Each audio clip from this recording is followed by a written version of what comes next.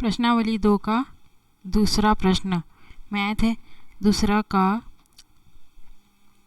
अ का पहला और दूसरा हमने बना लिया था। निम्न गणितीय कथनों को पढ़कर उन पर आधारित उत्तर दें। गणितीय कथन दिया हुआ था और इन पर आधारित कुछ क्वेश्चन दिए हुए हैं, है ना। तो इन क्वेश्चनों को हमें आंसर देना है। गणितीय कथन ये है कि n³ is greater than equal to n, जहाँ n एक रैशनल नंबर है, परिमेय संख्या है। ठीक है, तो पहला और दूसरा हमने बना लिया था। तीसरा है कि क्या यह कथन किन संख्याओं के लिए सही है।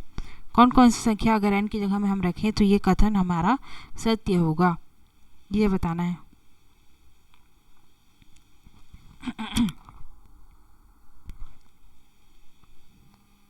दूसरा का अ का तीसरा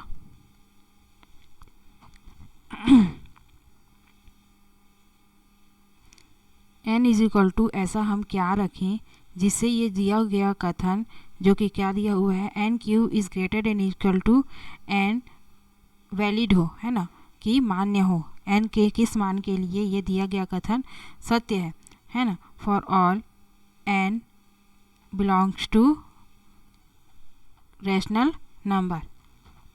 तो n की जगह में हमने 1/2 रख के देखा तो हमें पता चला कि ये जो कथन है वो असत्य है। इससे पहले हमने जो क्वेश्चन बनाया उसमें, है ना।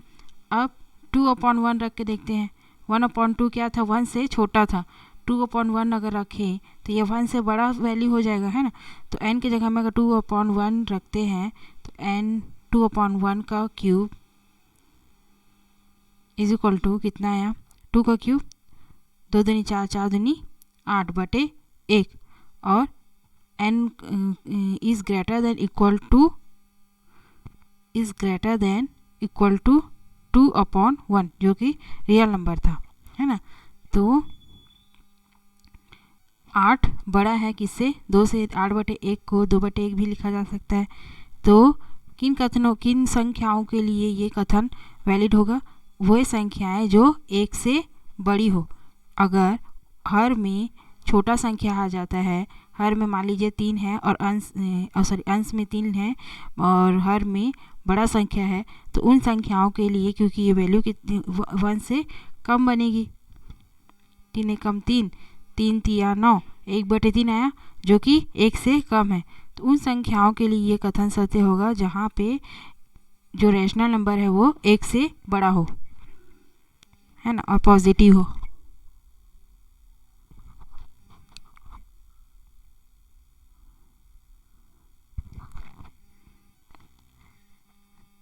तो इससे क्या पता चलता है,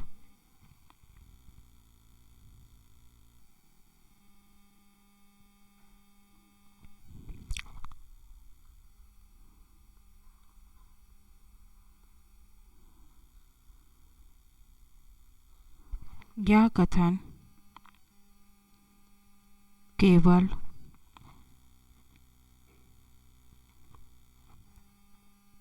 धनात्मक परिमेय संख्याओं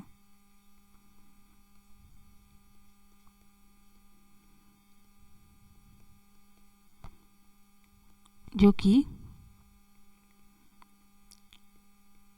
1 से बड़े हों उनके लिए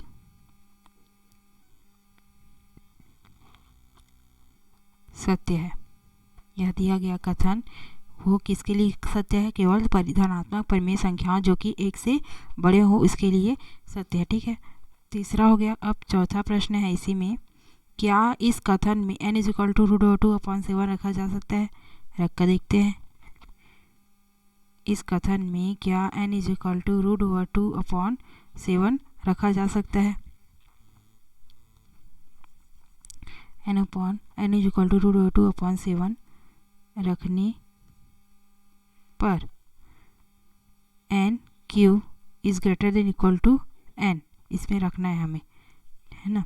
तो n की जगह में क्या रखना है, √2/7 का cube is greater than equal to n root over 2 का cube root over 2 into root over 2 into root over 2 upon 7 सत्ते 7 इंटू 7 इंटू 7 7 सत्ते 49 is greater than equal to n। Root over 2 तो 2 रूट 2 आ जाएगा है ना। रूट ओवर 2 को into किया तो क्या आया 2। 7 सत्ते 49 49 सत्ते 343 49 सत्ते 7 या 63 के 3 हाथ से में 6 7 चौक 28 28 29 30 31 32 33 34 हाँ 334 is greater than equal to n। n का वैल्यू भी रख देते हैं यहाँ पे। क्या है n का वैल्यू? n क्या माने हैं हमने? Root over 2 upon 7 over over 2 upon 7 over over 2 upon 7। तो हर का तो नहीं बता सकते, लेकिन अंश को अगर अंश को नहीं देख के बता नहीं सकते कौन छोटा है कौन बड़ा है। रूट है तो हर को देख के बता सकते हैं, है ना। हमें ये बताना है कि कौन सी परिमेय संख्या छोटी है या कौन सी बड़ी है। तो हमें ये पता है कि जिस परिमेय संख्या का हर बड़ा है वह संख्या सबसे छोटी होती है। ये हमने अंश और हर वाले में कक्षा 8वीं में पढ़ा है ना। तो जिस परिमेय संख्या का हर छोटा है वह परिमेय संख्या बड़ी होती है। तो इस दोनों को देख कर पता चल सकता है कि 2 रूट 2 अपॉन 334 बड़ा है या छोटा है। तो ये बड़ा है, अतः यह कथन मान्य नहीं है। अगर n के जगह में रूट ओवर 2 अपॉन 7 रखते हैं तो ये कथन मान्य नहीं है कि n cube is greater than equal to n होगा, क्योंकि 2 root 2 upon 343 is less than होगा। लेस देन इक्वल टू भी नहीं होगा, लेस देन ही होगा, बहुत छोटा है ना। 443 7 से कितना है, बहुत छोटा है। इस वजह से ये लेस देन 2 रूट 2 अपॉन 7 होगा। ठीक है, नेक्स्ट देखते हैं इसके बाद 5वां प्रश्न।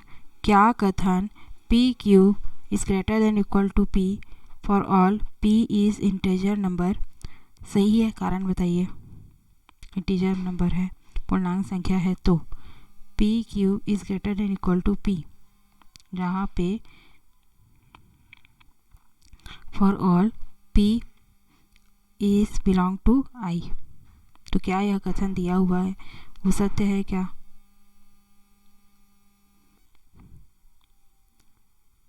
पूर्णांक संख्या रख करके देखते हैं तो क्या यह कथन सत्य है क्या?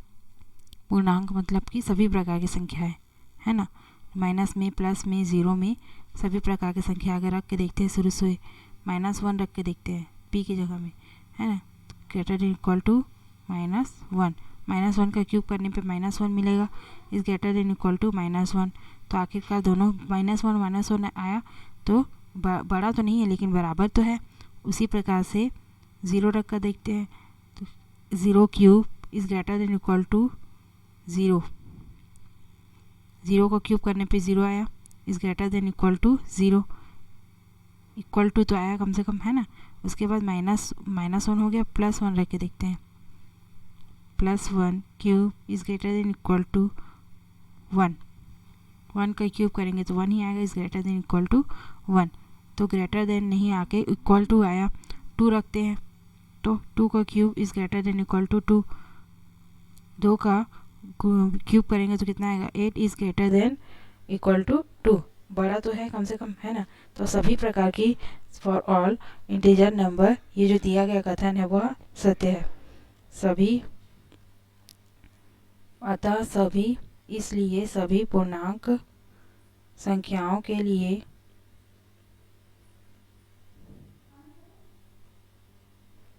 दिया गया कथन सत्य है। अतः सभी इंटीजर नंबर के लिए जो दिया गया कथन है p cube is greater than equal to p, ये सत्य है। ठीक है, नेक्स्ट देखते हैं इसके बाद ब दिया हुआ है x square is equal to 1 और एक्स इज इक्वल टू अभिगृहित है एक्स इज इक्वल टू 1 के लिए, है ना। तो इसके लिए प्रश्न दिया हुआ है, इस कथन को यदि तो के रूप में लिखें। जब x square is equal to 1 है तब एक्स इज इक्वल टू 1 होगा। इसके लिए हमें दिए गए क्वेश्चनों के आंसर देने हैं। इस कथन को यदि तो के रूप में लिखना है। यदि तो के मतलब कि यदि x square is equal to 1 है तब एक्स इज इक्वल टू 1 होगा। उसी प्रकार से दूसरा प्रश्न दिया हुआ, क्या यह कथन सही है?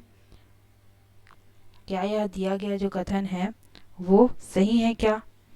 तो x square is equal to जब 1 है तब एक्स इज इक्वल टू 1 होगा क्या? नहीं। क्यों? क्योंकि एक्स स्क्वायर को इस तरफ लेके आएंगे तो आखिरकार रूट और 1 आएगा, रूट आ जाएगा, स्क्वायर इस तरफ आया तो क्या हुआ? रूट हुआ, है ना।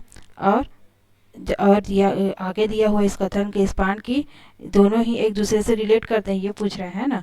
इस चिन्ह से का मतलब है कि दोनों एक दूसरे को के सापेक्ष है, एक दूसरे के जैसे है नहीं। ये जो दिया गया कथन है वो एक दूसरे के सापेक्ष नहीं है। क्यों? क्योंकि रूट को अगर इस तरफ लेके आए तो वो रूट ओवर 1 हो गया, जो कि 1 के बराबर नहीं है। अतः यह दिया गया कथन सही नहीं है। उसके बाद तीसरा क्वेश्चन दिया हुआ इसी में, यदि x is not belong to natural number तो क्या यह कथन सही है?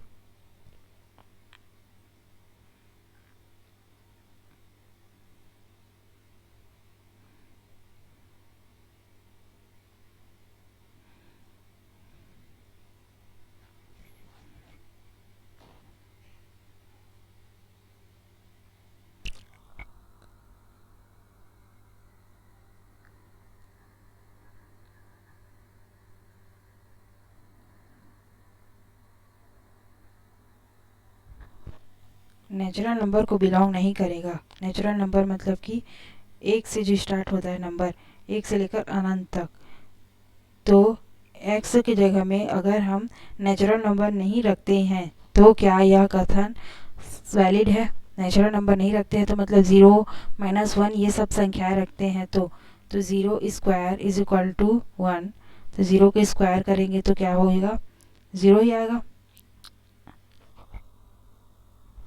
Is equal to 1। और यहाँ पर भी x की जगह में 0 रख के इज इक्वल टू 1, तो 0 के बराबर में 1 आया। उसी प्रकार से -1 रख के देखते हैं, -1 के स्क्वायर इज इक्वल टू 1, तो -1 के स्क्वायर करने पे क्या है? +1 बराबर 1। और x की जगह में -1 इज इक्वल टू 1।